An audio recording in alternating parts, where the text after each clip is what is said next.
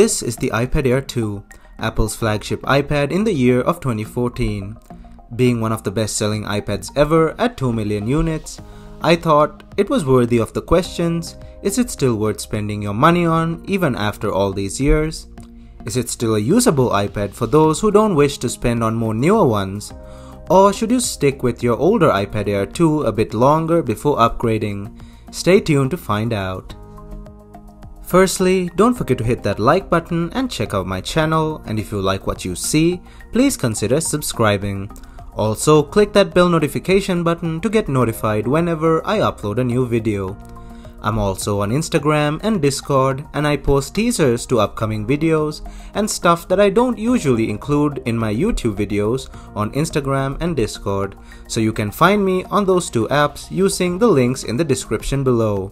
Alright, let's jump right in. The iPad I'll be using in this video is my personal unit, which I've used for about 4 years, and I can say it has always been very reliable.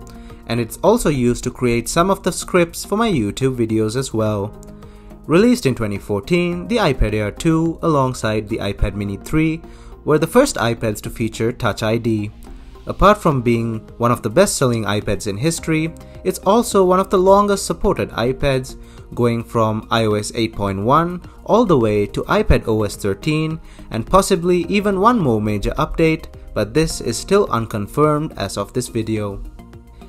Taking a look around the device, we can see that it's another well-built Apple device. The aluminum body and glass front feel like any other iPad would. At the bottom, we have the stereo speakers and lightning port. Up top, we have the lock switch and headphone jack. And on the side, we have our volume rockers. Overall, a very solid construction.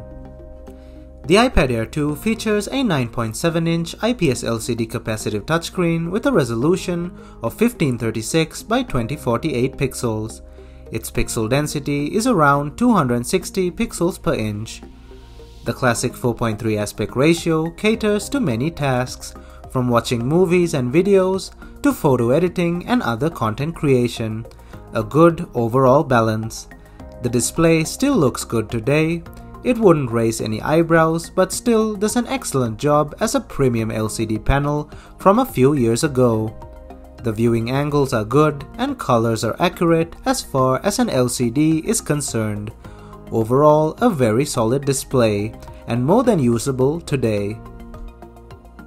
A good reason to consider the iPad Air 2 today is its support of iPadOS 13, and maybe even more updates in time to come. Though lacking some features like Memoji stickers and Apple's augmented reality kit, it still features most of the main features that iPadOS 13 has to offer. These features include mouse and trackpad support, split-screen multitasking, USB drive support, and many more. iPadOS 13 supports split-screen multitasking, which works well on the iPad Air 2, as well as dark mode.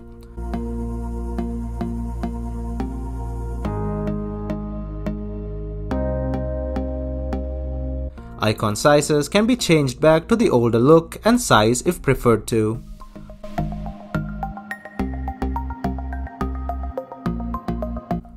All apps on the App Store work just fine on the iPad Air 2, and one can expect about 3 to 4 years of app support beyond the year of 2020. This assumption is based on how some app developers keep supporting older versions of iOS even years after the device OS updates have stopped being sent through. Apps open really fast, and the OS is super smooth and fluid to scroll around in, and does not lag or slow down under most tasks. All apps on the App Store download and run smoothly, and content consumption is just as enjoyable on it as when it was new. Games run great, and I cannot see any noticeable lag or stutter when playing.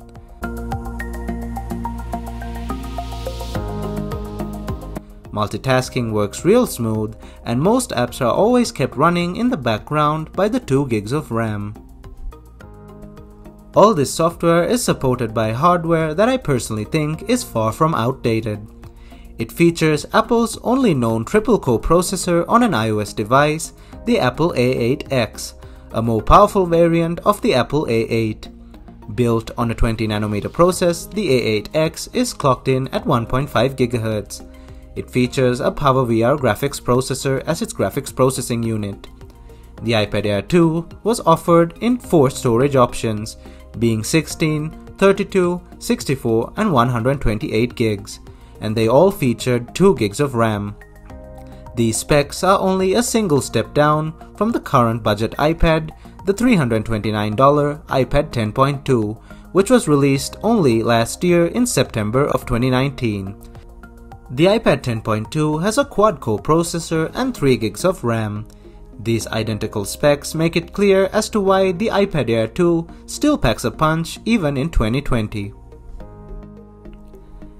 As for additional features, the iPad Air 2 features an 8-megapixel camera with 1080p video recording, a front-facing 1.2-megapixel camera, a set of loud and clear stereo speakers, and of course a decently fast fingerprint scanner that works well as seen here. The 7340 mAh battery works well even after many years of heavy use. This, however, can vary from iPad to iPad after years of use. One should always look out for a weak battery when purchasing a used Air 2, as replacements are hard to do and are really expensive. On paper, the iPad Air 2 shares a lot of similarities with the iPad 10.2 of 2019.